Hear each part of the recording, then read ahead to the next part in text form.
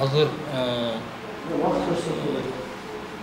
мыйзамдар өтө бузулуп атат. Такыр эле соттун жүрүшү мынакей.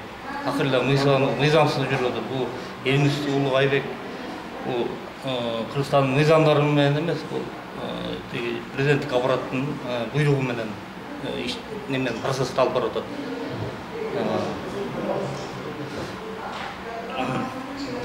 Кыргызстанда белгилүү саясатчы Текебай Өмүрбек мыйзамсыз камашты 5 ай мурун февралдын 26-сында. Андан бери эч нерсе далилденген жок. Соттун процесстин жүрүшүндө эч кандай далилдеп эч нерсени бере алышпады.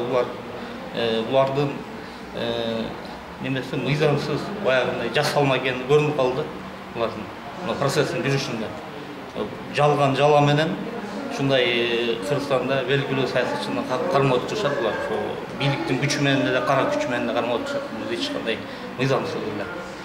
Эми биз ушу Текебай Өмүрбек Чиркешевдин бошотулушун талап кылабыз.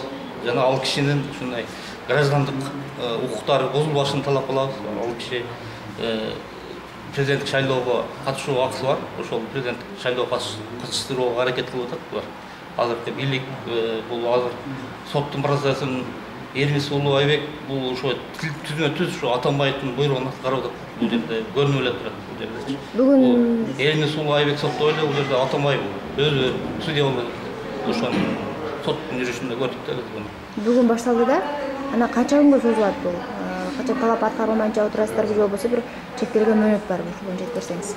Жок, биз мөөнөтсүз ачкычылык жарыялап атабыз. Биздин талаптар аткарылмайынча токтотпойбуз ачкычылыкты. Азыр дагы биздин башка колдоочуларыбыз бар. Күндөн күнгө биздин катарлар кошулат. Эми калоочулар болсо бизге келип кошулса болот.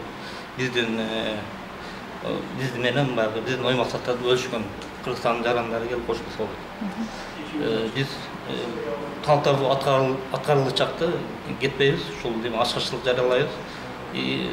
Мындан дагы чечкиндүү кадамдарга барабыз.